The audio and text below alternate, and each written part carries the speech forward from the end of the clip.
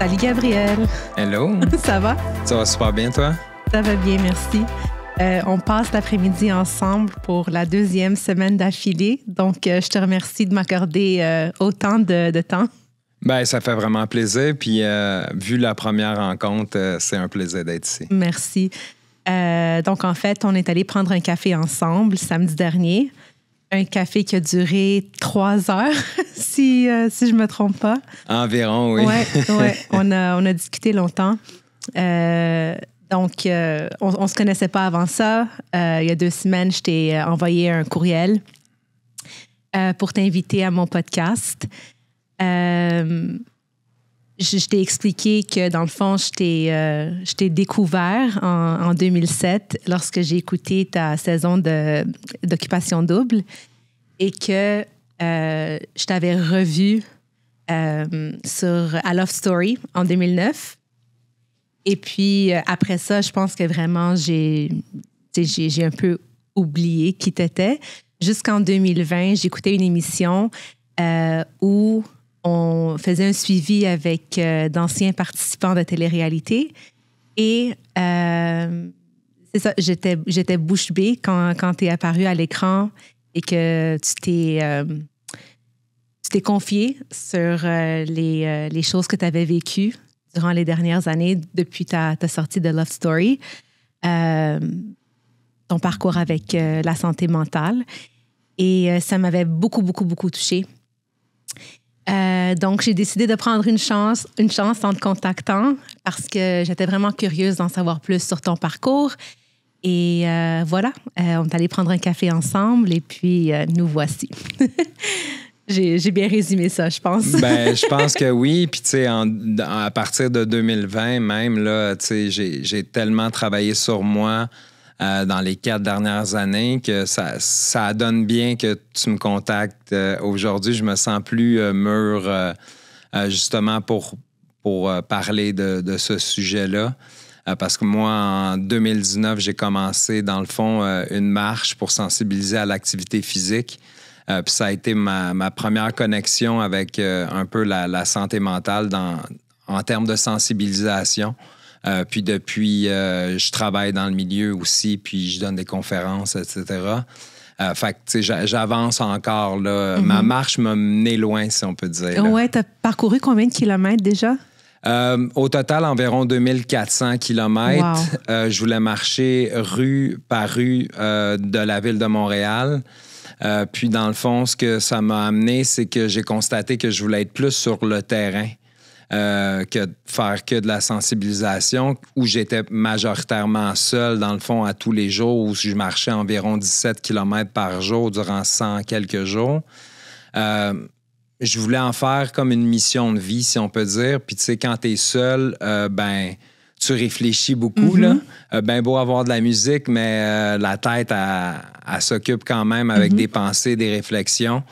Fait que j'ai fondé une galerie d'art en 2020 qui s'appelle Coup de pinceau, coup de ciseau, où on offre des coupes de cheveux gratuitement avec le profit de la vente des œuvres à des gens qui ont des troubles de santé mentale. Donc, on a au-dessus de 350 coupes offertes depuis la fondation de la galerie. Wow! Puis c'est en partenariat avec mes amis qui ont le salon de coiffure Caméroro. C'est sur Saint-Laurent, là. OK, donc c'est toujours ouvert. Oui, c'est encore ouvert. C'est quoi l'adresse exacte? C'est le 4603 Saint-Laurent, au coin de Mont-Royal, oui. OK. Puis depuis aussi, j'ai commencé, dans le fond, à travailler à la clinique où j'ai été suivi comme parent aidant, éducateur parent aidant. Puis c'est vraiment une chance de redonner un peu ce qu'on a eu comme service, puis utiliser le vécu expérientiel que je pense au fil des années qui vont suivre va vraiment être plus utilisé qu'on pense, là, parce qu'un vécu expérientiel, c'est plus fort qu'on peut penser. Là. Mm-hmm. Je t'entends parler, puis même lorsque je t'ai vu à la télé, tu ne sembles pas avoir de gêne par rapport à ce que tu as vécu. Puis je veux vraiment pas sous-entendre qu'il faut y avoir une gêne, mais veux pas, il y a certaines personnes qui préfèrent ne pas en parler, puis c'est tout à fait correct. Est-ce que dans ton cas, t'as déjà... Est-ce que tu as toujours... Ben pas toujours, mais depuis ton diagnostic, est-ce que tu as passé par une période où tu voulais pas en parler ou ne pas t'identifier comme ayant un trouble bipolaire? Ben certainement. Je pense que le fait que je me suis affiché avec une maladie bipolaire, c'est que ça a été un mécanisme de défense pour moi parce que j'étais quand même un peu dans les médias dans ma vie, puis je connais énormément de gens. Mais il y a une période de ma vie où j'empruntais les ruelles pour être sûr de croiser personne parce que pour moi, quand je croisais quelqu'un puis ça allait pas bien, on le voyait dans mon visage assez rapidement. Puis c'était difficile pour moi de justifier ça va pas bien, j'ai une mauvaise passe, je viens de faire une psychose. C'était très lourd comme discours à avoir, puis je savais que ça transparaissait dans mon visage parce que il y a eu des années de rétablissement là, avant que je puisse comme avoir un regard simplement là, te regarder dans les yeux puis avoir la confiance de maintenir une connexion, c'était difficile. Puis la première fois que j'en ai parlé, c'était de façon anonyme dans un article de la presse pour célébrer les 15 ans de la clinique JAP où j'ai été suivi. Puis dans le fond, c'est que la journaliste a vraiment fait ça d'une belle façon. Tu sais, je me souviens, le début de l'article, on a rencontré un grand gaillard de près de 200 livres qui ponctue ses phrases avec un grand rire franc. J'étais comme ça me représentait bien. Fait que moi, j'ai partagé cet article-là sur les médias sociaux, puis la réaction a été super bonne. Puis au fil des années, je pense que je me suis assumé là-dedans. Puis le fait que les gens savaient ce qui m'était arrivé, parce que moi, j'ai fait 4 psychoses au total. Là, ça fait 8 ans, j'en ai pas fait. Puis mon rétablissement fait partie de la routine de ma vie, fait en sorte que je me sens solide. T'sais. Mais c'est pas fait pour tout le monde de s'afficher. C'est pas tout le monde qui a la même famille. C'est pas tout le monde qui a la même perception de la santé mentale. Puis ça prend une force aussi, là, parce que de s'afficher, ben, ça veut dire que les gens, peut-être qu'ils n'ont pas de problème de santé mentale, mais quand il y en a un, on devient un peu une référence, si on peut dire. Là, fait que ça soit des questions, toi, comment tu as vécu ça, ou juste même d'être ici, ça fait partie de s'afficher. Parce que sinon, je serais probablement pas ici. Mais c'est un plaisir pour moi d'être une voix pour la santé mentale, puis majoritairement pour les premiers épisodes psychotiques parce que c'est là-dedans que je travaille. Mais c'est pas des moments faciles à vivre. Puis c'est ça, j'essaie d'être un peu porteur d'espoir dans tout ça là, parce que c'est pas évident. Mais tu l'es définitivement. Lorsqu'on s'est parlé la semaine dernière, tu me semblais tellement... premièrement, tu avais l'air super bien. Puis on en parlait tantôt, mais tu as plein de projets, t'es animé par toutes sortes de choses, donc c'est super beau de te voir aller.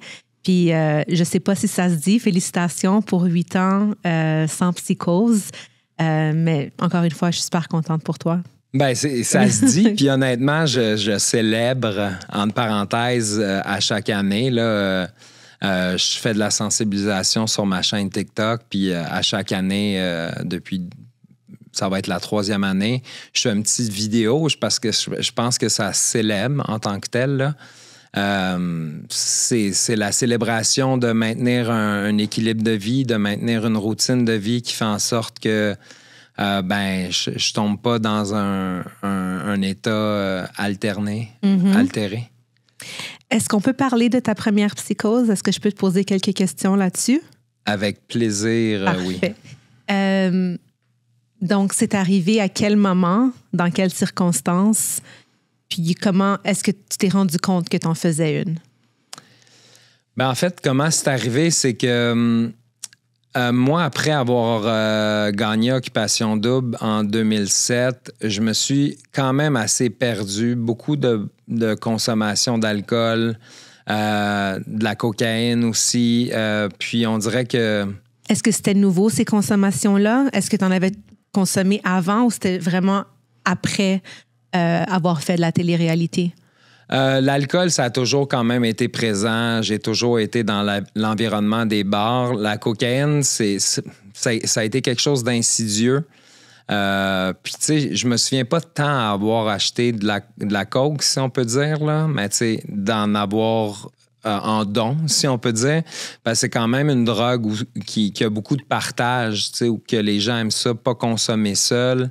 Puis quand quelqu'un en a, ça se partage très bien. On donne le sac, prend une petite clé, puis c'est parti. Puis tu sais, dans la tournée des bars aussi, en région, là, je me vois très bien à Rivière-du-Loup, mettons, dans une ruelle. « Hey, Gab, t'as un gars de party, toi, ça te tente-tu? » Je dis « Ah ouais, tu sais, un peu influençable, un peu pas décevoir. » Puis tu sais, je me suis perdu un peu là-dedans. Tout ça pour dire que en 2009, on m'a contacté, l'émission Love Story All-Star m'a contacté pour être un peu brasser un peu de la merde, si on peut dire. Parce que tu venais d'Occupation Double, donc tu n'étais pas un participant de Love Story. Ouais, exact. Fait que, ils ont invité deux candidats d'Occupation Double pour semer un peu la pagaille puis créer un effet de surprise. Donc, j'ai été sélectionné pour être là-bas. Je m'attendais à quelque chose de quand même dur à recevoir, tu sais. Puis, dans le fond, ce qui est arrivé, c'est que 3 semaines avant mon entrée, environ 3 semaines, ma mère est décédée suite à une erreur médicale. Puis ça a été très difficile à prendre. Puis j'ai fait un peu abstraction de ma peine, si on peut dire. Puis je voulais pas la vivre. Puis je me suis dit, je vais être fort, puis je vais pas changer mes plans. Je vais y aller quand même. Mais j'étais zéro prêt à rentrer dans une situation comme ça, là. Est-ce qu'il y avait des gens dans ton entourage qui t'ont dit, tu sais, c'est peut-être pas une bonne idée d'aller faire ça maintenant? Ben, je pense que j'avais la tête dure, puis j'ai pas eu, à mon souvenir, j'ai pas eu tant de confrontation, tu sais, puis tant que t'es pas étiqueté avec peut-être un problème de santé mentale, tu sais, aujourd'hui, ayant un diagnostic, etc., puis, tu sais, il faut que je surveille mon niveau de stress, les gens me l'auraient dit, là. Mais à l'époque, tu sais, je me souviens, on est à l'hôpital, puis il faut prendre la décision de débrancher ma mère, puis lui dire au revoir. Puis là, je fais un discours à ma famille, on va rester fort. Ma mère, c'est une personne qui a toujours affronté ses problèmes dans la vie, rendons-lui honneur, puis tout ça. Fait que, tu sais, mon discours était quand même cohérent dans le sens que souvent, le deuil, c'est une façon de l'affronter, tu sais, puis surtout en famille, on va dire, il faut rester fort, tu sais, puis c'est pas tout le temps ça qui se passe quand les rideaux sont fermés, si on peut dire. Il y a de la peine, de l'incompréhension, puis dans mon cas, beaucoup de consommation pour pas vivre ces émotions-là. Fait qu'en rentrant dans le studio, ben c'est là que tu te rends compte de l'ampleur de ta décision de ne pas avoir vécu ton deuil puis d'avoir dit oui, je vais le faire quand même. Tu sais, c'est sous les huées de la foule que je suis rentré en studio.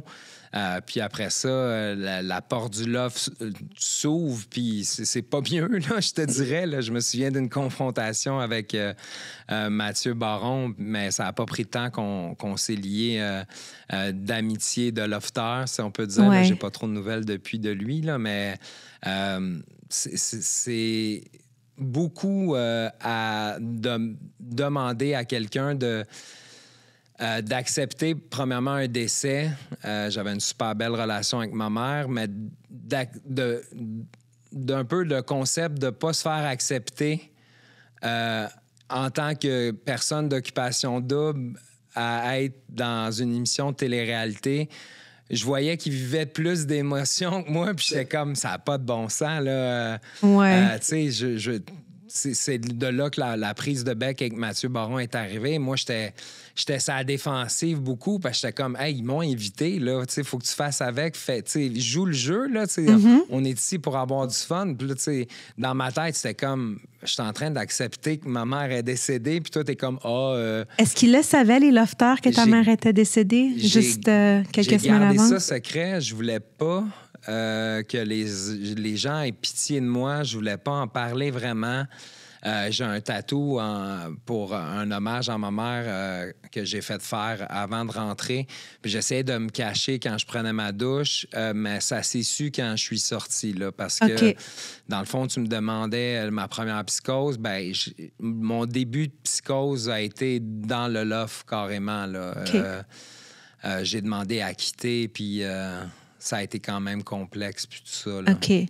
C'est une question qui peut sembler peut-être un peu bête, mais quand tu dis début de psychose, c'est que ça n'arrive pas soudainement tout d'un coup. Donc, c'est comme si, de ce que je comprends, tu commences à pas te sentir très bien, puis ça... Ça escalade un peu. C'est ça? Mais OK. tu sais, il faut comprendre que la psychose peut être vue différemment par rapport à chaque personne. Il y a des gens qui peuvent surfer sur une psychose durant des jours, des semaines, des mois, puis pas nécessairement en prendre conscience. Pour ma part, je te dirais que ça skyrock, comme j'aime le dire. Là. Okay. Ça va très rapidement que je me retrouve en aile psychiatrique. Là. OK. Parce que je gère super mal mes émotions puis tout ça. Puis je me sens pas bien. Puis au fil du temps, ben, j'ai appris à demander de l'aide. Puis c'est avec essai-erreur. Mais tu sais... Ma première psychose, on ne sait pas trop ce qui se passe. Moi, dans ma tête, j'ai... dans le fond, ce qui m'a fait quitter le loft, c'est pas que je me sentais pas bien, mais avec du recul, oui, je me sentais pas bien. Mais ce que j'avais, c'est que moi, dans le fond, j'avais élaboré un peu un théorème qui est « Happiness only exists in acceptance », qui est une phrase de George Orwell. Puis, dans le fond, ce que je voulais répandre autour de moi, c'était un peu prêcher la bonne nouvelle, si on peut dire, puis dire, quand tu acceptes les choses qui t'arrivent, c'est là que le bonheur est, tu sais, au lieu de s'apitoyer sur son sort, puis tout ça. Puis moi, je voulais quitter le loft, je voulais en parler à tout le monde, je voulais vraiment comme lancer un message clair que dans l'acceptation, c'est là que le bonheur est, tu sais. Mais il n'y a rien de mal ou de psychotique là-dedans. C'est une super belle réflexion, mais le problème, c'est que c'est dans l'obsession que ça devient un peu psychotique, tu sais. Tu peux avoir un concept, une idée, mais c'est le côté obsessionnel, je trouve, qui était malsain.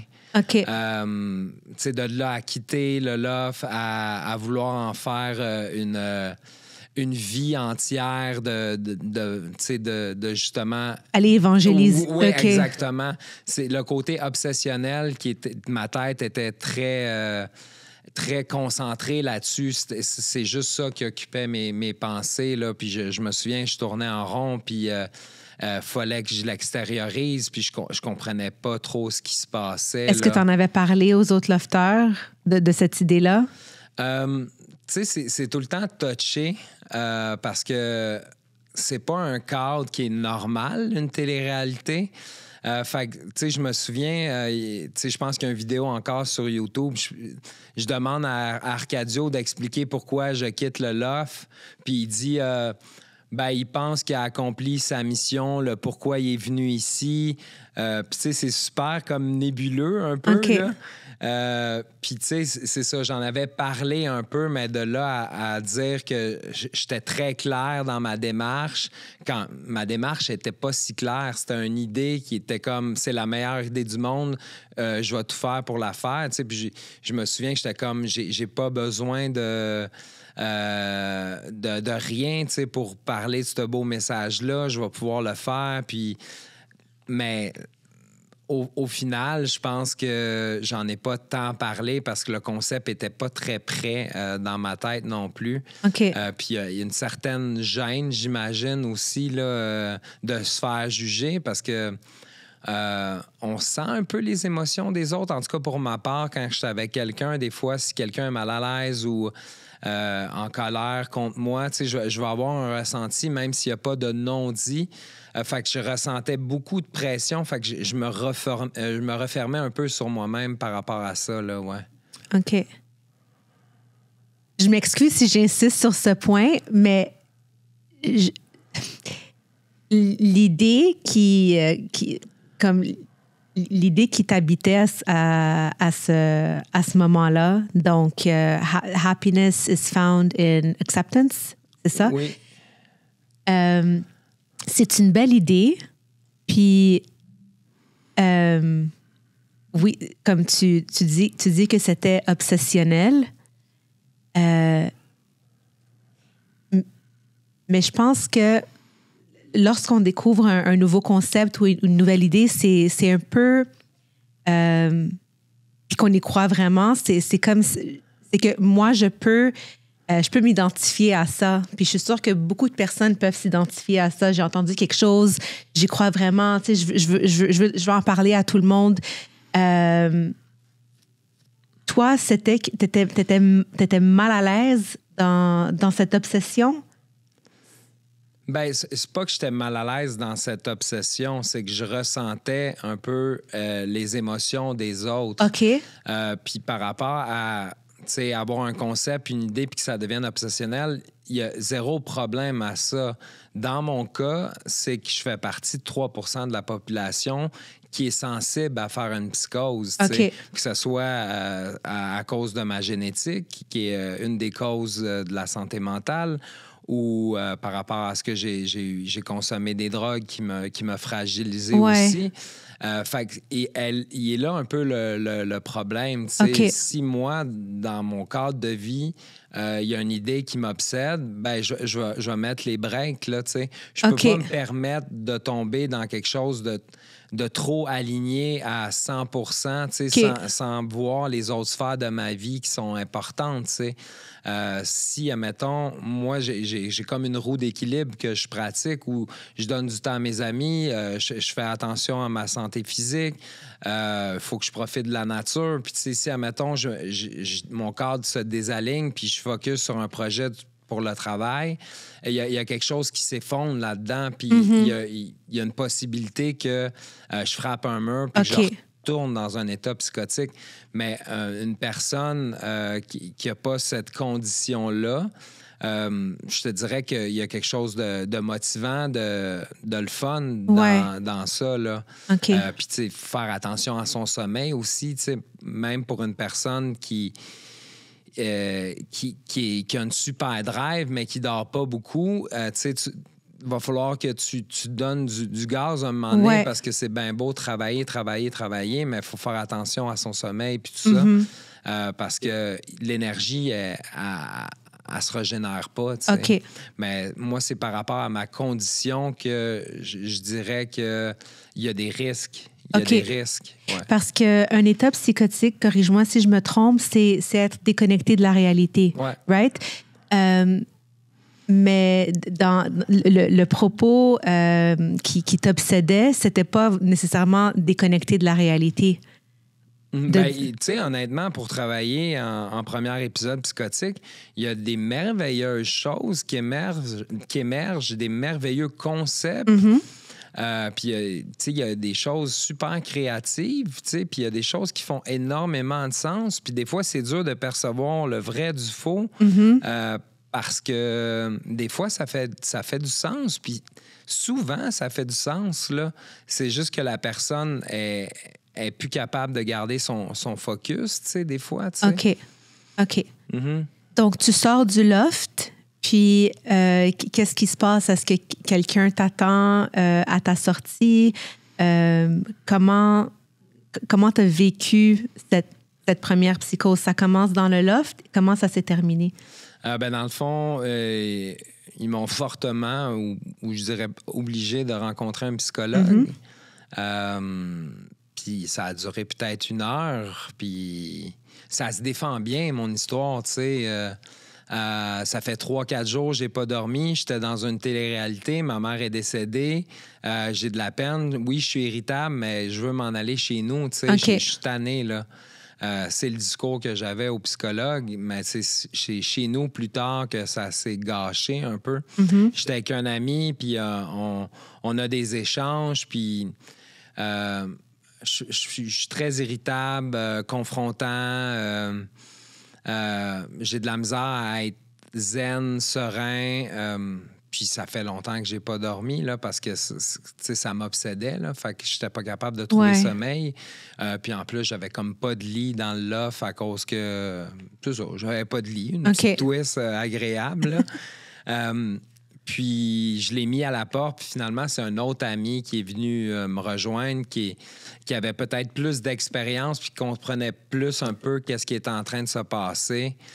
Puis là, je lui ai demandé est-ce qu'on peut aller à la pharmacie acheter des somnifères? Je réussirais jamais à dormir, là. Je le sentais, là, puis là, j'étais épuisé, là. Vraiment. Puis finalement, on a croisé une ambulance sur le chemin de la pharmacie. Puis là, il m'a dit « Tu veux dormir? On va arrêter l'ambulance, là. » Puis là, c'est là que j'ai fait comme « OK, je pense qu'il pense que je vais pas bien, puis j'allais pas bien. » Puis là, je me suis mis à comme pleurer un peu. Je suis juste fatigué, ma mère est morte, je suis pas fou, là, arrête. Puis finalement, j'ai fait comme « Oui, on l'arrête. » Puis les ambulanciers sont arrivés, puis je leur ai dit « Je sors de Love Story, je veux dormir, tu sais. » Puis là, c'est comme drapeau rouge, on l'amène avec nous. Puis, dans le fond, arrivé à l'hôpital Maisonneuve-Rosemont, ça n'a pas pris de temps que j'ai refusé les somnifères ou ce qu'ils voulaient. Ben, c'est parce que, tu sais, la conception de la santé mentale, quand tu vas pas bien, j'interprétais que j'avais peur. C'est pour ça que je les ai refusés. Parce que qu'ils me trouvent pas bien ou quoi que ce soit. J'avais aucune expérience. Puis dans mes pensées, tu sais, on pense au cinéma qui a été fait sur les ailes psychiatriques, la médication, puis comment on va devenir. C'est tout ça qui se passe dans ma tête en 5 secondes, là. Fait que, tu sais, c'est pas le fun, là. Puis surtout que j'étais très stimulé, là, parce que les gens, 2 jours avant ou même la journée même, me voyaient à la télévision. Puis là, c'était comme que ce soit les... Hey, c'est Gab d'Occupation Double, il était pas à Story, lui. Puis là, tu sais, là, je suis bombardé de partout, tu sais. Fait que je me couche à terre, je crie « Je veux dormir. » Puis, tu sais, j'ai appelé mon père, il est venu. Puis, tu sais, finalement, comme en plein milieu de la nuit, que... j'ai comme un oui-dire que si je prends pas de la médication, ben on va un peu me prendre de force parce que je devenais dérangeant pour la paix de tout le monde, là. Puis j'ai accepté parce que, dans le fond, moi, je pouvais plus sortir de l'hôpital parce qu'il y a une P38 qui a été émise. P38, ça veut dire que j'étais un danger soit pour moi ou pour les autres. Fait que j'étais dans une situation où je me sentais plus en contrôle de ma personne, là. Puis, tu sais, je savais pas ce qui allait arriver, là. Fait que c'est toutes des nouvelles expériences. Puis même pour l'avoir revécu, quand on n'est pas bien, on a bien beau vécu des expériences dans le passé, mais ce qu'on pense durant le présent, ça veut pas dire que nos expériences sont comme « Ah, je suis bien accueilli à l'hôpital, ça va bien aller ». C'est peut-être pas ça, là. On a plein de concepts différents qui peuvent nous passer en tête, là. Puis j'ai accepté la médication, dur réveil. Puis mon père a tout fait pour que, justement, je sorte de là sans diagnostic, sans suivi. Il voulait pas que tu sois suivi ou que tu aies de diagnostic? Ben, je pense qu'à l'époque, ce qui se disait, c'est que trop d'émotions d'un coup, puis ça va bien aller. Tu sais, je me souviens, j'en ai pas reparlé, mais qu'il m'a dit t'es chanceux, tu sais. Puis là, tu sais, je regarde ça plus tard parce que ça m'a repété d'en face. T'es chanceux. T'es chanceux, ça aurait pu que tu restes ici, puis que...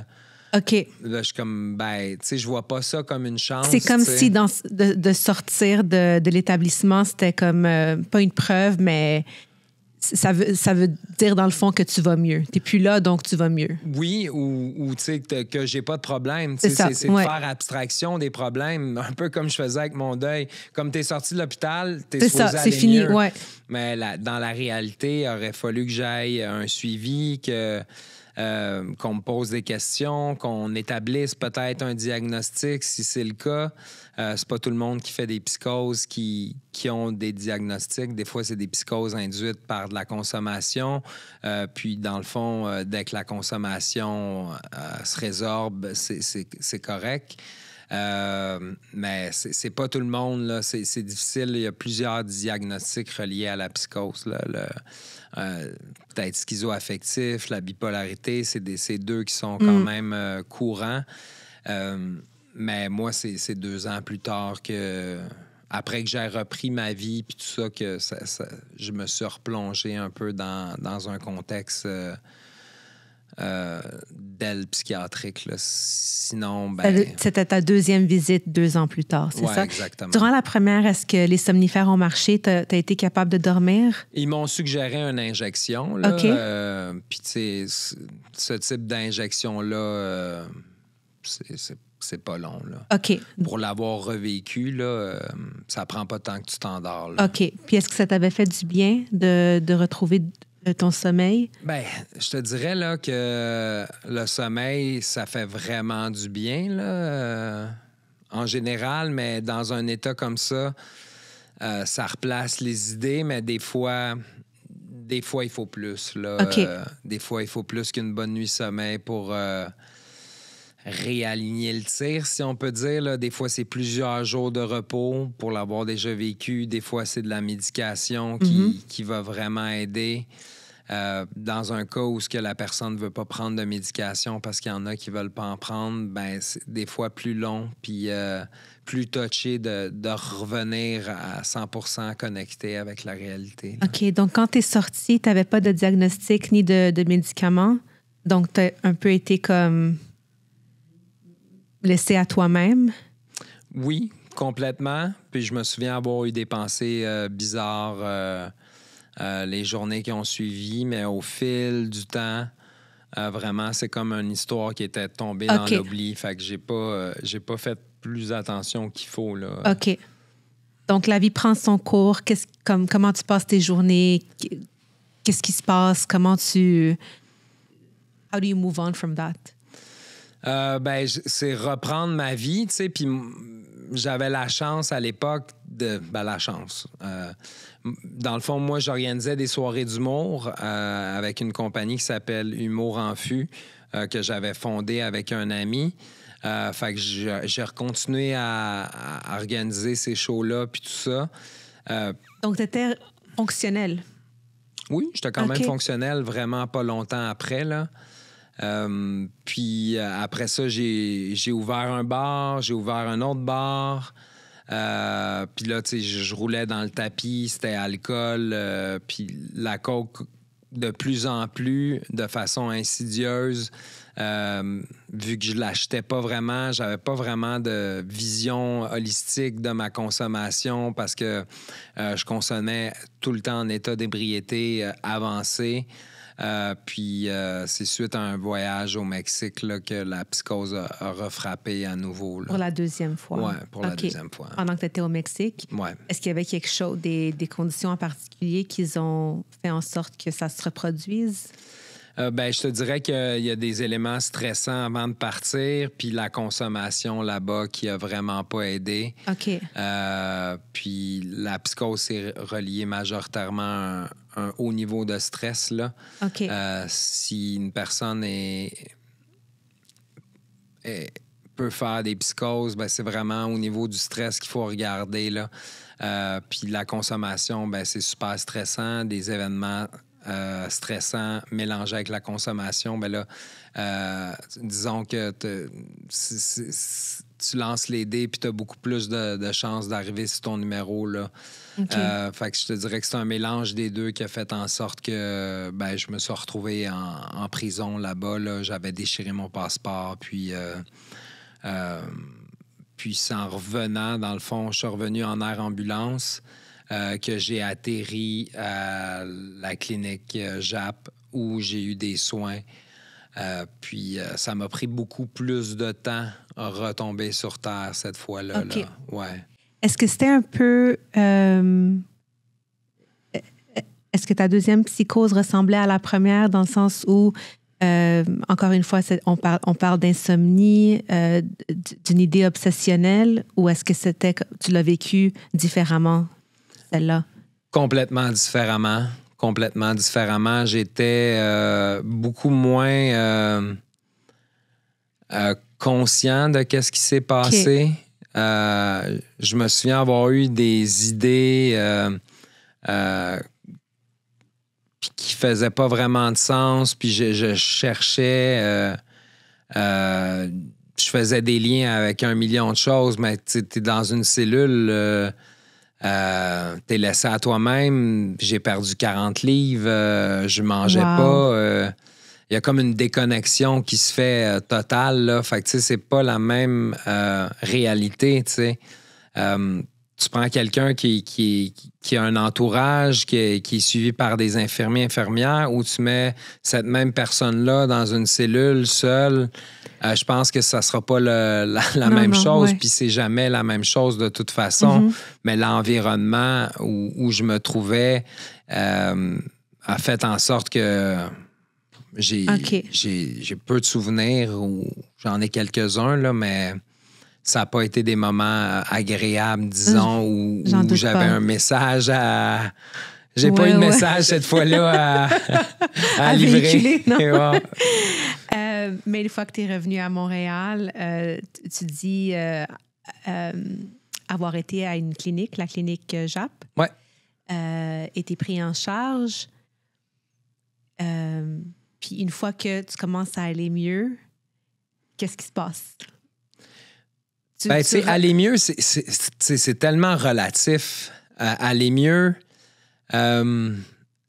j'avais un genre de jeu avec mon ami qui un peu graduait mon état par rapport à un pourcentage. OK. Fait que là, à combien tu te sens sur 100? J'étais comme 40. Puis tu sais, au fil des semaines, ça montait. OK. Mais tu sais, à un moment donné, je me souviens avoir été quand même haut, mais tu sais, mettons, mon 80% de l'époque... mon sang il est beaucoup plus haut aujourd'hui, tu sais. Mm-hmm. Puis à un moment donné, tu deviens confortable, puis t'es comme nice, je suis vraiment mieux. Mais tu sais, aujourd'hui, avec tout le travail, le cheminement que j'ai fait, je suis beaucoup mieux que mon 100% que je pouvais avoir à l'époque. C'est ce qui est magnifique avec le rétablissement. On peut toujours se faire surprendre, tu sais. Mm-hmm. On peut toujours augmenter le 100%, tu sais, parce qu'on chemine, on grandit, on trouve des trucs, on se sent plus en confiance, on fait des découvertes, on découvre, tu sais. Mm-hmm. Là, je t'ai observé parler du rétablissement, puis c'est comme si, genre, ça t'anime. Je travaille en santé mentale, puis je travaille en rétablissement, puis je me rétablis moi-même. Fait que ça fait partie de mon quotidien de croire en l'autre, puis de donner espoir pour que les gens se rétablissent. Puis si on retourne en arrière, il n'y avait pas de possibilité de rétablissement pour beaucoup de diagnostics en santé mentale. Puis il y a plein d'histoires super inspirantes qui sont mises en lumière aujourd'hui, là. On tourne ce podcast-là, puis cette semaine, Luc Vigneault a reçu un doctorat honorifique qui est un peu, je l'appelle le père des pères aidants. Il a tellement fait avancer le rétablissement, là. Il enseigne à l'université. Pour moi, c'est une inspiration. Puis pour moi, c'est comme ma lignée de vie est axée là-dessus, tu sais. Que ce soit au niveau du développement personnel ou au niveau de comment je peux être mieux, puis comment je peux aider les autres qui demandent de l'aide à aller mieux. Puis c'est vraiment pas toujours facile. Puis des fois, c'est des parcours qui sont longs, mais juste le fait que ça soit possible, pour moi, c'est incroyable, là. Tu sais, je pense à ma situation, puis j'aurais probablement passé ma vie derrière des murs capitonnés dans les années 60-70 parce qu'il n'y avait pas d'espoir, tu sais. Fait que pour moi, le rétablissement m'anime, puis le bonheur qui m'habite quand j'en parle, c'est parce que c'est possible. J'y crois, tu sais. Puis ça fait partie de ma spiritualité, tu sais. Veux pas, dans la gratitude de tout ça, moi, j'exprime beaucoup ma spiritualité par la gratitude. Puis c'est tellement beau de pouvoir se rétablir. Puis le temps, je te dirais, là, les bons temps passent, puis les mauvais temps passent aussi. Tu sais, quand ça va moins bien, je pense à ça. Puis quand ça va bien, ben je le sais que ça sera pas éternel, fait que j'en profite. Tu sais. Je veux pas te demander pourquoi tu as vécu 2 autres psychoses, mais dans le fond... Ben, je peux te le dire, ça me dérange pas. Mais honnêtement, tu sais, un rétablissement, ça se fait par étapes, ça se fait avec le temps, ça se fait avec les apprentissages. On peut pas se dénaturer automatiquement par rapport à une situation. Ça prend beaucoup de temps se reformater, si on peut dire, par rapport à qu'est-ce qu'on a vécu, par rapport à nos traumas, par rapport à plein de choses. Fait que c'est une question de temps. Puis je te dirais que moi, j'ai appris à chacune de mes psychoses, puis à chacune de mes psychoses, j'ai fait des changements. Okay. J'ai arrêté de consommer la cocaïne. À ma 3e psychose, ben là, je mets ça beaucoup sur le sommeil, ma 3e psychose. Fait que là, j'ai une routine de sommeil qui est exemplaire, ou presque, là. Je me laisse une marge de manœuvre, là. Puis, tu sais, la 4e psychose, ça a été pas mal dû au stress. Puis, tu sais, je me suis senti bête, honnêtement, parce que je savais que c'était lié au stress. On me l'avait dit, on me l'avait appris dans mon suivi, mais c'est parce que je voulais tester peut-être les limites ou je voulais juste simplement vivre, tu sais. Okay. Puis on dirait que je voulais pas me restreindre ou quoi que ce soit. Mais là, je me suis dit, OK, mais il y a moyen de faire pour que je me mette dans des situations de stress, mais qui sont plus saines, tu sais, parce que là, je m'étais mis dans un festival, 10-12 jours de travail, 12 heures de suite. Okay. Je faisais de l'impro, etc. Fait que c'était super stimulant. Fait que là, j'étais allé chercher un niveau de stress qui était beaucoup trop haut pour moi, là. Fait que j'ai crashé. Puis après cet événement-là, j'ai fait comme, je comprends, je vais faire les changements nécessaires. Puis là, ça fait 8 ans, comme je disais en début de podcast. Puis je maintiens, je serre des vis des fois. Puis quand je ressens le besoin, ben j'en desserre un peu, mais pas trop, tu sais, parce que c'est important de trouver une qualité de vie qui nous ressemble, tu sais, puis qui va dans ce qu'on veut faire, tu sais, parce que c'est important de s'amuser, c'est important de vivre, c'est important de se sentir vivant. Sinon, il y a une qualité de vie qui disparaît un peu. Là. Ouais. Quand est-ce que tu as reçu ton diagnostic? Moi, c'est en 2011, à mon retour du Mexique. On m'a annoncé que j'avais une maladie bipolaire. Est-ce que tu l'as accepté? Ben oui, c'est parce que ma première psychose, là, j'avais pas le choix parce que j'avais une super bonne idée. Là, non, oui, je pense que je l'ai accepté. Tu sais, je pense que d'accepter un diagnostic ou de vivre avec, peut-être, ou de l'accueillir, l'accepter, oui. Je pense que tu comprends des choses des fois qui font du sens. Puis pour moi, ben c'est de connaître mes forces parce qu'il y a des forces, tu sais, que je retiens là-dedans, tu sais. Des fois, j'ai des pensées qui sont plus rapides. Puis, tu sais, je peux utiliser cette force-là.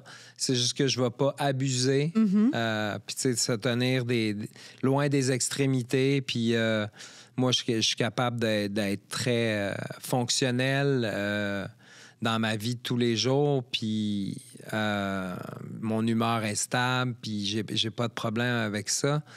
Mais c'est une période d'adaptation, tu sais, qui est grande. Puis, c'est pas tout le monde qui le vit de la même façon, là. Ouais. Y a des diagnostics qui peuvent être plus épeurants que d'autres aussi, tu sais. Mais chaque personne le vit différemment. Pour ma part, j'avais une idée en tête, puis j'étais obstiné, c'était d'aller mieux. Peu importe le diagnostic. En 2013? En 2011. Ah, excuse-moi, en 2011, oui. Ouais, en 2011, quand on m'a annoncé ça, c'était ma seule lignée. Là, je voulais aller mieux. Là, puis je suis passé de 40 à 80 à 90 %, comme je disais avec mon ami, qui a été une perle. Les amis, la famille, les proches ont une réelle différence dans un suivi en santé mentale. Puis je sais pas comment j'aurais fait sans cette personne-là. Là. C'est un ami? C'était une amie. On se donne des nouvelles de temps en temps, mais j'y pense, ça me fait sourire parce qu'elle m'a tellement aidé. Là. Ouais. Qu'est-ce qu'elle a fait exactement? Elle a juste été présente, puis elle riait de moi des fois. Puis, non, pour dédramatiser la situation. Oui, exact, tu veux dire? exact. Okay. Tu es capable de rire d'une situation. Moi, je suis capable, en tout cas, parce que j'avais des tics comme ça. Je me balançais souvent de gauche à droite, parce que j'étais inconfortable. J'étais probablement anxieux, nerveux. Puis là, elle était comme, tu rock. Là, j'étais comme, oui, je rock.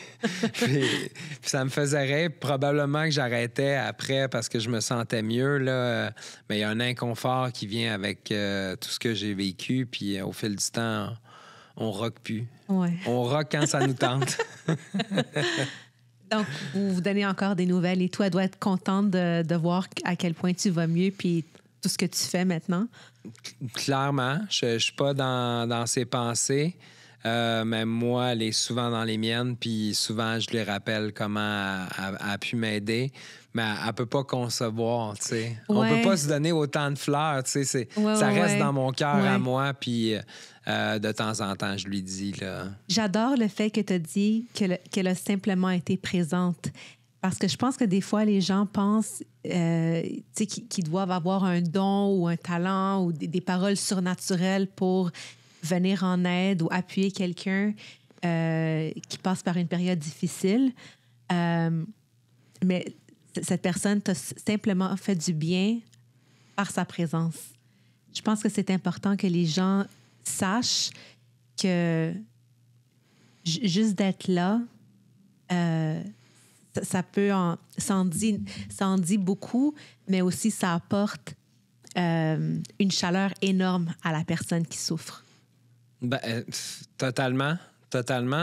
Puis, je pense qu'il y avait quelque chose de simple là-dedans. Puis, tu sais, je savais pas ce que j'y apportais. Peut-être j'y apportais rien. Peut-être qu'elle voulait juste m'aider parce qu'on avait du plaisir avant puis qu'elle avait toujours du plaisir avec moi. Puis il y a quelque chose de naturellement qui s'est fait. Ouais. Mais des fois, c'est compliqué. Le lien d'aide devient compliqué. C'est pas tout le monde qui est à l'aise avec le fait d'aider quelqu'un là-dedans. Puis il y a beaucoup de gens qui prennent la fuite, malheureusement. Puis je pense que on peut régler tout ça dans la communication. Mais on oublie parfois communiquer avec les gens, qui fait en sorte que des fois, les résultats sont pas aussi bons parce qu'on communique pas nos désirs, tu sais. Je suis totalement d'accord avec toi. Et pour revenir à ce que ton ami t'a apporté, je viens d'avoir une pensée. Peut-être aussi qu'une des choses qui t'a fait du bien, c'est que dans sa façon d'interagir avec toi, de faire des jokes et tout, ça démontrait que elle était encore capable de voir Gabrielle, la personne. T'étais pas Gabrielle, la personne qui souffre d'une maladie bipolaire, puis elle était pas fixée là-dessus. C'était comme, non, c'est Gabrielle, je le connais, c'est mon ami, on passe du temps ensemble, je peux le niaiser, il s'en fout. Tu vois?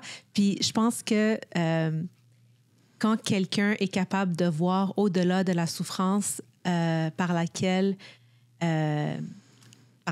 au-delà de la souffrance qu'on vit, il y a une partie de nous qui se relâche puis qui se sent bien. Oui, t'as totalement raison. Puis ça a commencé quand elle est venue me visiter à l'hôpital, tu sais. Je te disais que j'avais perdu comme 40 livres.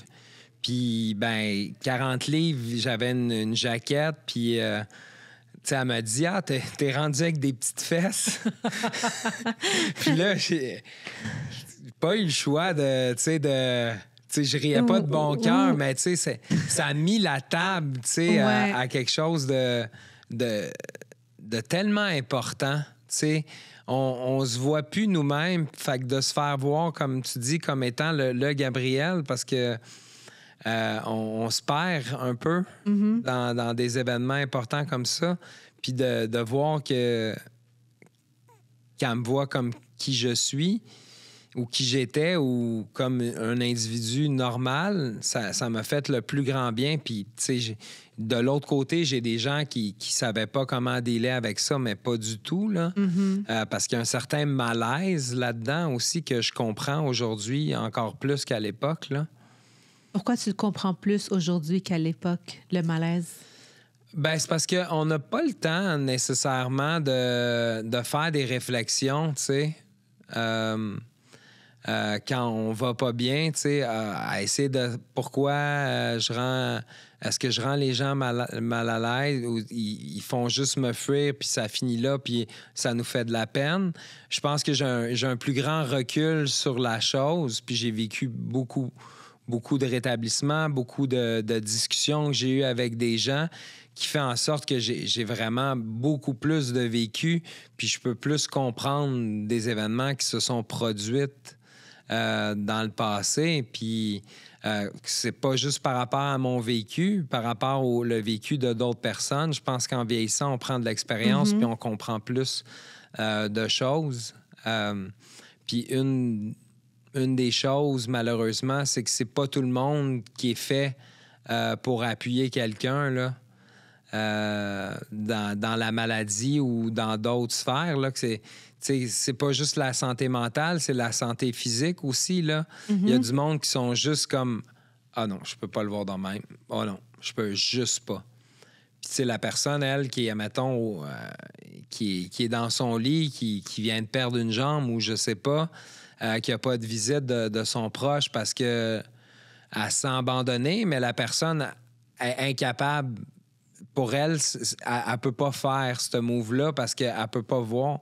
Puis, tu sais, je vais revenir en arrière. Moi, quand on a débranché ma mère, je suis pas allé la voir parce que j'étais pas capable de voir ma mère branchée, enflée. Pour moi, ça faisait pas de sens. Je voulais garder une image d'elle qui était belle, rayonnante, puis je l'ai en tête encore, cette image-là. Puis, tu sais, j'ai eu des regrets par rapport à ça, mais je suis en paix. Je suis en paix avec ça, mais est-ce que c'était la chose à faire, ne pas faire? Je pense qu'il faut s'écouter. Puis, je pense que la communication doit aller des deux bords. Tu sais, de pas demander la lune, mais d'exprimer des fois ses émotions. Puis des fois, juste dire comme...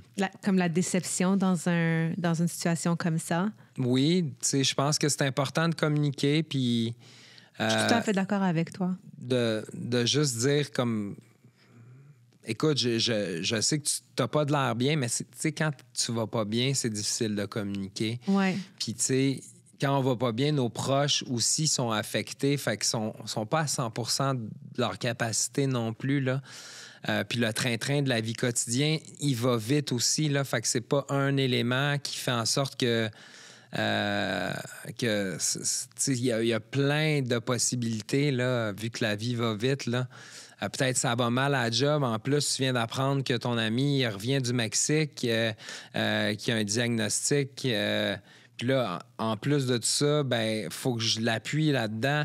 Tu sais, des fois, on n'a pas le bigger picture, comme on dit, là. On peut pas savoir, tu sais. Par contre, quand ça va mieux, ben c'est de rattacher les morceaux puis de se comprendre. Puis, tu sais, je vois pas de fatalité dans rien, tu sais. Puis je comprends aujourd'hui que c'est pas évident pour tout le monde. Est-ce que tu en as voulu quand même à un certain moment à tes amis ou à tes proches, ben, à ceux qui ont pris leur distance? Je peux pas dire non. OK. Je peux pas dire non. Puis je te dirais que... Mais je pense que c'est normal aussi. Je pense que oui. Ben, je pense que... Je pense que je l'ai communiqué. Ils s'en voulaient sûrement eux-mêmes. Fort probablement. Si c'était vraiment tes amis, ils ont sûrement eu cette réflexion eux-mêmes pour se dire, comme je lui dois plus que ça ou je lui devais plus que ça. Je pense que oui. Puis je suis en paix avec tout ça aujourd'hui, puis je suis plus dans la compréhension que autre chose, puis... C'est tout à ton honneur. C'est pas... je suis pas quelqu'un qui rumine le négatif longtemps, fait que je sais que c'est plus dur pour certaines personnes de se projeter dans quelque chose de plus positif, puis des fois de juste couper les ponts peut être nécessaire, mais... j'ai usé de patience, puis il y a encore des amitiés qui se recollent aujourd'hui, puis je trouve ça merveilleux, magnifique. Tu sais. Dans une relation, je pense que on s'apporte tout quelque chose. Tu sais. Puis des fois, ben surtout à un jeune âge, tu sais, je suis le gars de party, là, je suis plus le gars de party, puis là, je deviens qui, tu sais? Il y en a des amis qui sont capables d'handle la pression, puis d'aller au combat, puis on se tient les coudes jusqu'à la fin. Mais c'est pas tout le monde, là. Puis c'est normal, je pense. Ça devrait peut-être pas l'être, mais je pense que c'est une réalité. Puis il y en a qui sont plus... Je pense que c'est commun. C'est peut-être pas commun. normal, mais c'est commun. C'est très commun. Merci de la correction. Mais est-ce que ces amitiés ou ces personnes qui s'étaient éloignées et que avec qui tu es en contact aujourd'hui, est-ce qu'il y a eu des conversations, parce que tu parlais de l'importance de la communication, donc lorsque vos chemins se sont recroisés, est-ce que vous avez juste... est-ce que vous en avez parlé ou est-ce que vous avez juste simplement fait comme si rien n'était arrivé? J'en ai parlé cette année. Je te dirais que j'ai décidé de recroire en l'amour parce qu'à un moment donné, je me suis refermé beaucoup. L'amour en général, tu veux dire? Pour moi, l'amour, c'est pas relation de couple, c'est l'amour. C'est laisser la place à être aimé et à aimer. Puis c'est pas qu'en relation de couple.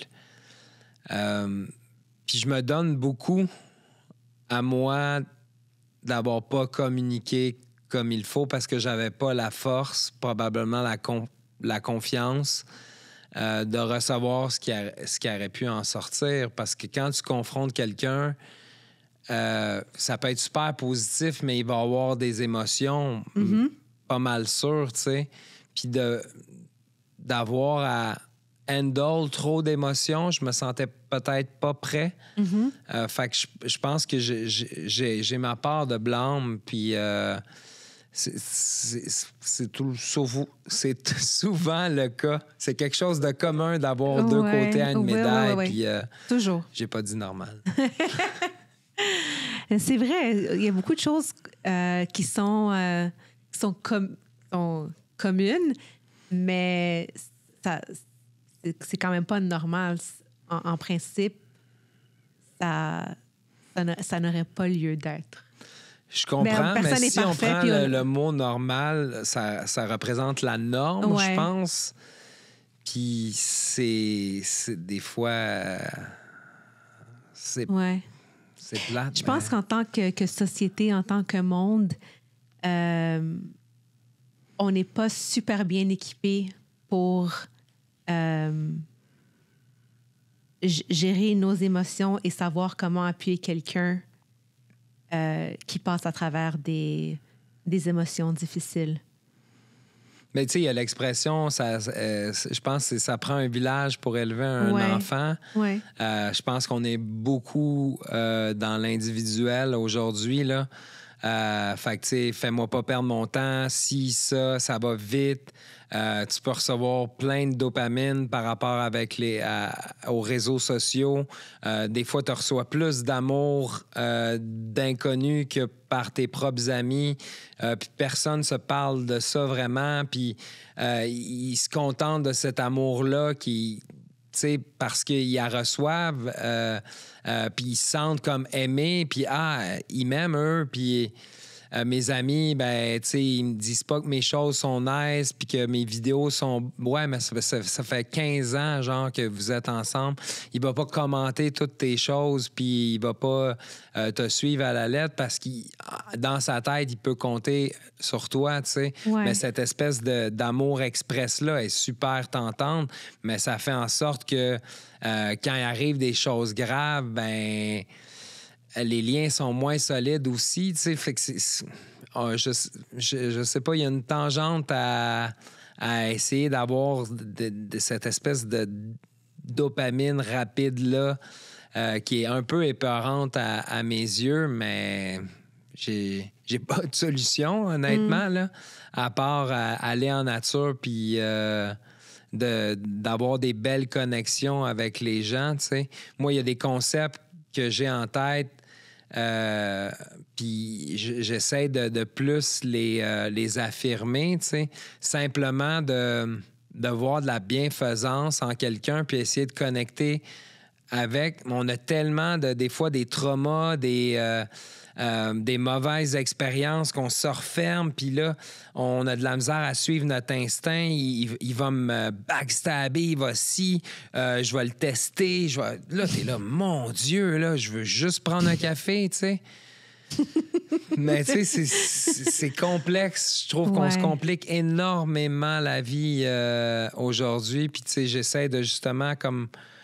pas trop prendre ça comme un combat de vie, tu sais, parce que j'ai mes amis, tu sais, ça va quand même bien, mais tu sais, moi, je m'occupe de mon travail, de sensibiliser au niveau de la santé mentale, mais il y a tellement de gens qui se battent au quotidien pour des choses super importantes aussi, là.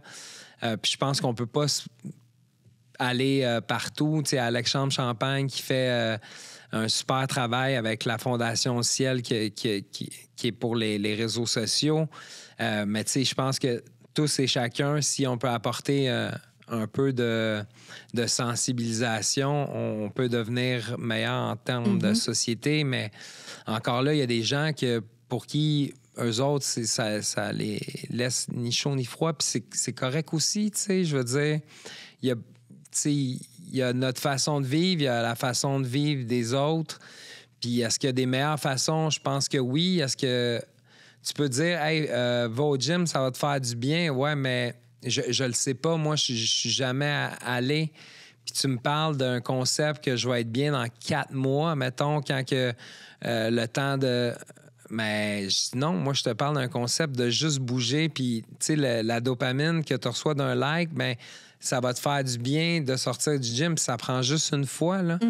Puis, tu sais, oui, tu peux mettre une routine là-dedans si tu apprécies, mais c'est compliqué. Est-ce que tu attribues l'activité physique aussi à ton rétablissement? 100%. 100%. Puis, tu sais, il y a des études sur lesquelles je peux m'appuyer. Puis, il va en avoir de plus en plus dans le futur parce que on voit vraiment une corrélation.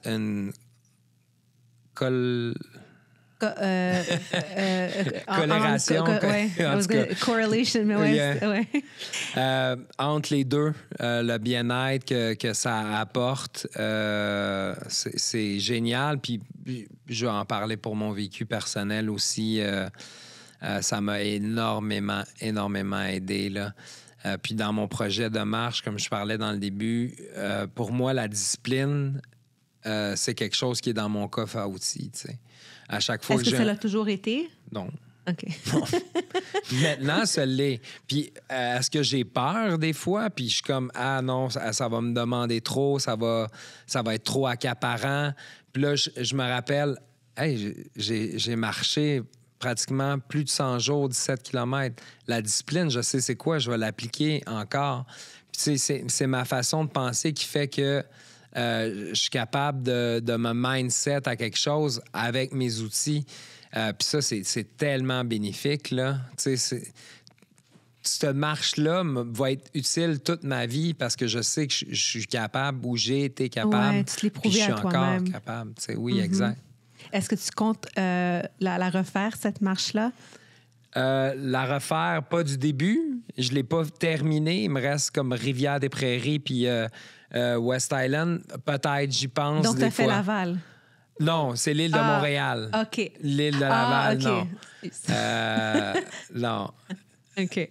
Je te dirais que Montréal est beaucoup plus le fun à marcher que Laval, sans rien enlever à Laval. Mais il y a beaucoup de parcs. En effet. C'est beaucoup plus vert. Selon... j'ai pas mon passeport, fait que je vais pas à Laval souvent. Non, c'est pas vrai. J'ai mon passeport. Mais probablement, mais c'est par manque de temps. Okay. Puis je vais voir.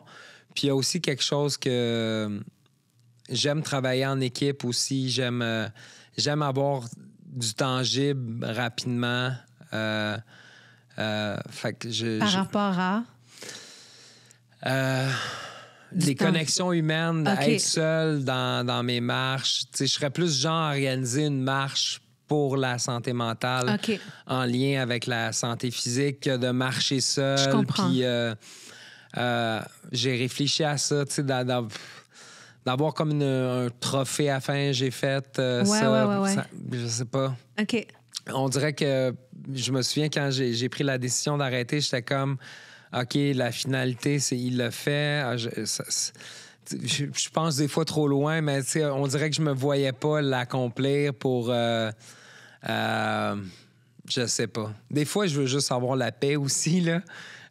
Fait que je me sentais pas en moyen d'être... je dirais pas le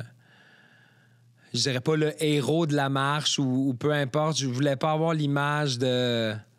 J'avais pas l'énergie de recevoir ça. OK. Puis ça peut changer, puis ça dépend des contextes. Mais je vois ça comme plus un travail d'équipe. J'aime l'équipe aujourd'hui. Avoir trop l'attention, c'est quelque chose qui me dérange des fois. Des fois, je suis capable de plus en prendre que d'autres, comme je disais. J'ai répondu honnêtement à ton courriel. Tu m'as écrit un superbe beau courriel pour m'inviter à prendre un café, puis on parle aujourd'hui.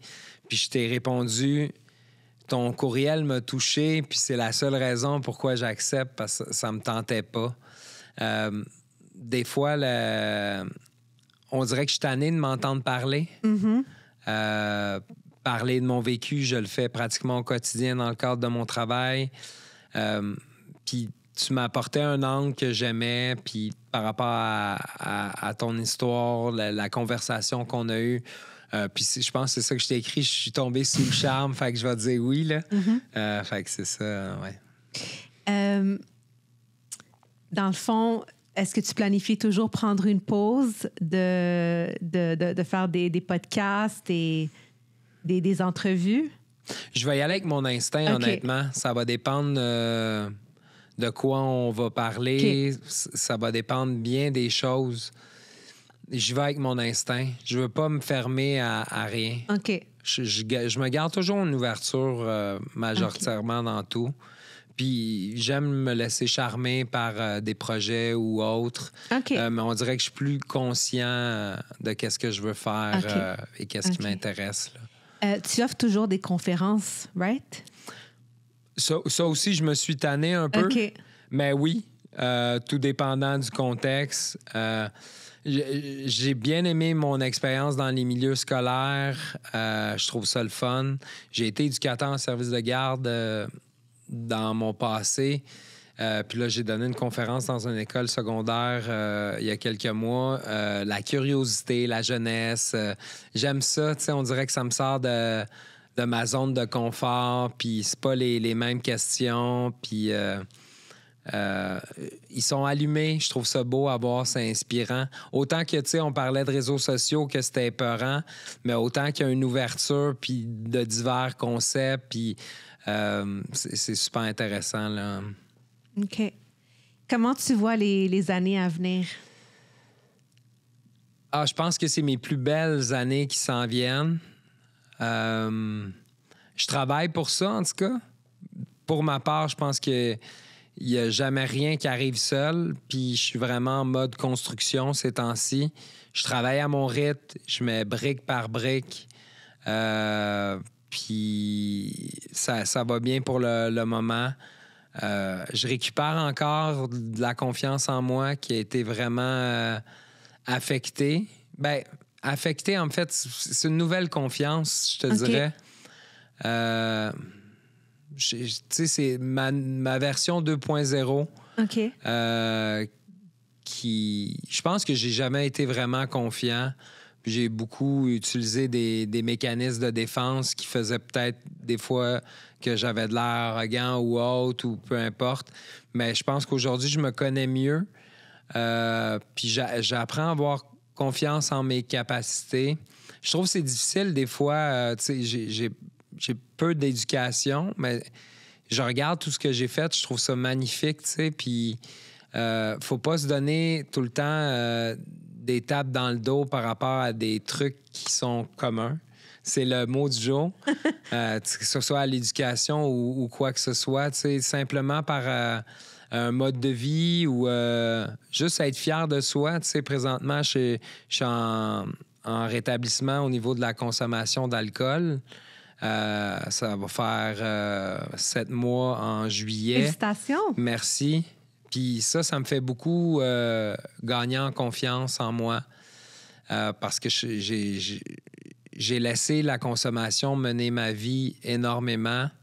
Puis je me suis beaucoup identifié en étant le gars de party, le gars... puis le fait de faire ce switch-là, puis de vraiment accueillir ma personne plus stable au niveau de l'humeur, puis tout ça, puis ça m'aide beaucoup à voir de l'avant. Parce que, honnêtement, quand je consommais, même modérément à la fin, puis très peu, j'avais de la misère à visualiser ou je voulais trop visualiser parce que je faisais de l'anxiété. OK. Puis je le constatais pas que c'était de l'anxiété. Moi, mon anxiété, elle sort en remise en question. Fait que j'étais tout le temps constamment en remise en question à cause de l'anxiété de ma consommation. Puis quand j'ai su que c'était ça, j'ai fait, mon Dieu, là, je dis, je vais vivre dans le présent, puis je vais vraiment travailler comme je veux travailler, petit peu par petit peu. Puis j'ai pu à me soucier, là. Puis je te parlais de gratitude tantôt, là. Le nombre de fois par semaine que je suis comme, je vais être bien demain à mon réveil, là. Hey, je suis encore là-dedans. Ça me fait du bien. Je suis comme... Dès que je suis fatigué, je suis comme... je vais être bien demain. C'est tellement... Je prends pas ça pour acquis, là, mais loin de là, le nombre de journées où je me suis pas senti bien à cause que j'ai consommé la veille, puis que j'avais une boule, puis... je suis dans la gratitude à 100%, puis je prendrais pas ça pour acquis... jamais, là. Wow, je trouve ça vraiment inspirant. On dirait un peu que l'alcool, si je me fie à ton histoire, c'est comme la dernière chose un peu qui te gardait dans ce... dans le mode de vie comme un peu comme party boy. Clairement. Puis c'est comme si tu as coupé le dernier pont qui te liait à ce mode de vie. Oui. J'avais le pote que j'ai coupé il y a 4 ans parce que j'ai eu peur de faire une psychose. Puis il y a vraiment une... je sais plus te le dire. Corrélation. Coloration, Non. magnifique chevelure. Bref, j'ai vraiment coupé ça à cause d'une peur. Puis il y a vraiment un lien à faire entre le pot et surtout le THC et la psychose. Puis là, j'ai fait, OK, je prends plus le risque. J'ai trop peur. Puis l'alcool, ben, socialement, c'est accepté. J'ai énormément de réflexes, d'habitudes, d'invitations, d'événements qui est en lien avec ça. Puis souvent, j'ai la discussion encore, puis ça va être toute ma vie, là. Mais tu pourrais de temps en temps, tu sais, je suis comme... Ben, je me connais. Je vais décider une fois là, je vais boire une bière, l'autre fois, ça va être 2. Puis pour moi, c'est compliqué gérer ça, là. J'aime mieux faire comme non. Puis c'est ma méthode à moi de vraiment puis y penser. Hey, pour moi, ça serait vraiment un cauchemar là, de me dire OK, j'ai un événement, je vais peut-être boire. OK, mais si c'est super motivant, je vais boire plus, mais il faut que je fasse attention. Je suis en train de vivre genre plein puis de tu te crées un stress mental. Ouais. Non, ça se peut pas. Ça contrôle mes pensées, ma vie. Puis je suis même pas là. Je vis dans le futur, puis dans le moment présent, je sais pas ce que ça va donner, mais le lendemain, je le sais que je serai pas bien. Je vois tout à fait ce que tu veux dire. Je te suis. Je trouve que c'est vraiment mature et responsable. Cette décision démontre énormément de maturité et de responsabilité parce que tu te connais, tu es capable d'identifier tes triggers, puis tu fais ce qu'il y a à faire, tu fais ce qui est le mieux pour toi, selon tes limites, puis selon ce que ton corps te dit, puis selon ce que tu es capable d'identifier chez toi. 100%. Je suis dans cette quête-là d'être au mieux de moi-même, puis je vais en faire encore des erreurs, je vais encore être émotif. Puis au niveau de l'énergie, depuis que j'ai arrêté de consommer, je me suis un peu isolé par rapport aux tentations. Je voulais pas trop en avoir. Puis au niveau énergétique, j'ai beaucoup fait d'observations dernièrement par rapport à qu'est-ce que je voulais vivre comme un peu vague d'énergie. Puis en m'isolant, j'ai trouvé un confort dans un peu une stabilité. Je planais un peu. Puis je trouvais ça agréable et paisible. Puis à la moindre petite affaire que j'ai vécue, j'ai été super irritable. Puis là, j'ai fait « Oh mon Dieu! » Je dis là, c'est parce que je vis pas assez d'émotions, là. Fait que là, je suis en train de travailler un peu sur une balance de social, de justement pour pas me retrouver dans des situations où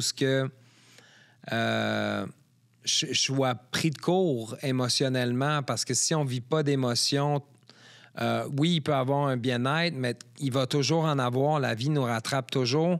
Puis j'ai été voir un film au Cinéma Beaubien récemment qui illustre ça d'une façon merveilleuse. Ça s'appelle Perfect Days. Un film qui a 4 minutes de dialogue environ. Beaucoup d'images, beaucoup de moments présents. Puis d'essayer de trouver son équilibre, c'est difficile. Puis pour moi, sans consommation, c'est beaucoup plus facile. Puis de vivre des stimulations aussi, je trouve ça agréable. Il ne faut pas que j'aie peur de rien. Il faut juste que je trouve ma formulation de boule magique, si on peut dire, pour moi. Ouais. Est-ce que ça t'aiderait si tes proches et les gens qui t'entourent te challengeaient pas sur les décisions que tu prends, comme par exemple arrêter de consommer de l'alcool?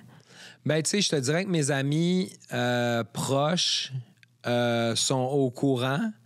C'est plus... OK. Mes collègues sont au courant.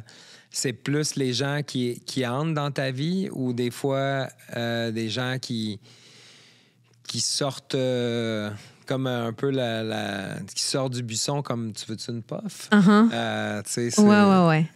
Bref, tout ça pour dire que ça va toujours rester. Puis pour moi, c'est une occasion de discuter, puis j'adore jaser. Fait que, puis je sais mettre mes limites. Fait que je trouve pas que y a de problème là-dedans. Puis dans des soirées, des fois... ils vont commander un shooter pour... Ah oui, c'est vrai, excuse-moi. Je suis comme... Je fais partie, tu sais. Ouais. Je prends des fois des shots de ginger ale. OK. Je trouve ça bien le fun. Je bois pas beaucoup de liqueur, fait que je suis comme, oh! Oh, Gabriel, ça m'a fait plaisir de te parler pour le deuxième samedi d'affilée. Il nous reste plus beaucoup de temps, mais je voudrais savoir si tu as des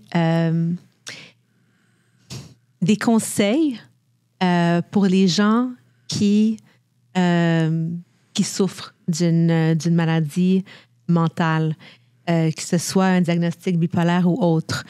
Ayant vécu des périodes difficiles et étant maintenant en rétablissement depuis 8 ans, quelle sagesse est-ce que tu peux apporter aux gens qui nous écoutent, qui s'identifient dans ton parcours, peut-être pas à 100%, mais qui ont eux aussi connu des périodes difficiles? Corrélation. Je voulais juste dire ça parce que je l'ai eu. Non, mais tout ça pour dire les petits pas. Les petits pas, faut jamais les prendre pour sous-estimer avancer. Faut jamais sous-estimer les petits pas. Puis dans mon discours, depuis longtemps, il y a le mot patience qui est venu. Puis c'est un des premiers mots que j'ai parlé à mon équipe de travail. C'est un concept qui est pris pour acquis des fois. Tu sais, justement, quand on s'est rencontrés, je t'avais parlé de patience. Puis il y a une phrase. Tu avais eu un coup d'inspiration. Oui, exactement. Il n'y a pas de gratitude sans patience. Ou il n'y a pas de patience sans gratitude. Il n'y a pas de patience sans gratitude. Puis la patience, il faut la travailler. Il faut la mettre avec la gratitude. C'est tellement important d'être patient parce que c'est long, un rétablissement. Il y a des journées qui sont difficiles. Il y en a qui sont belles. Il faut les chérir. Il faut être content. Il faut y repenser quand on a des mauvaises journées. Puis, tu sais, la petite marche de 5 minutes qu'on a eue, j'ai juste marché 5 minutes. Non. Hey, c'est cool, j'ai marché 5 minutes. Puis demain, si j'en marche 6, c'est parfait. Puis le lendemain, si j'en marche 4, c'est pas grave. C'est être fier de ce qu'on accomplit. D'avoir de l'espoir, c'est tellement important. De croire en nous. D'essayer de bien communiquer nos ressentis. Puis... Tu sais, si on n'a pas trop d'entourage, puis on a un suivi, il y a des intervenants qui sont géniaux. Puis des fois, s'ils ne sont pas géniaux, bien, il y en a dans le communautaire aussi qui peuvent nous appuyer. Les gens qui travaillent cœurs et âmes dans le communautaire, qui ont les bras ouverts, de trouver des gens à qui on se sent bien, de connecter avec d'autres personnes. Il y a tellement de conseils. Puis, tu sais, les conseils, on n'est pas toujours prêt à les entendre. Bien, soyez patient, ça va venir. Gardez espoir. Faites un petit pas. Puis même si on recule, on peut réavancer à nouveau. Le rétablissement, c'est pas linéaire. Ça sera jamais linéaire. On va toujours reculer. Il va toujours avoir des moments difficiles. Mais de se rappeler les beaux moments, les bons moments, puis de demander de l'aide, il y en a. Puis des fois, c'est long. Les suivis, c'est pas tout le temps évident. On manque de ressources, mais j'ai espoir qu'il va y avoir de la place pour tout le monde prochainement qui demande de l'aide en santé mentale. Mais petit pas et patience. Petits pas, patience, gratitude, espoir. Ouais. Et commun. Merci beaucoup, Gabriel. Ben, merci à toi de ton beau courriel qui m'a fait faire un petit pas que j'aurais pas pensé prendre, mais je suis super heureux de l'avoir fait. J'ai adoré notre conversation aujourd'hui, puis notre conversation de la semaine dernière. Puis j'espère qu'on va continuer à se parler au fil des mois et des années parce que j'aimerais rester en contact avec toi. Si tu organises comme une marche officielle pour la santé mentale, j'aimerais y participer. Puis j'aimerais rester au courant de tes projets qui s'en viennent. Je me sens investie dans ton histoire. Des choses que tu m'as dit aussi off-cam. Tu es un gars très attachant, puis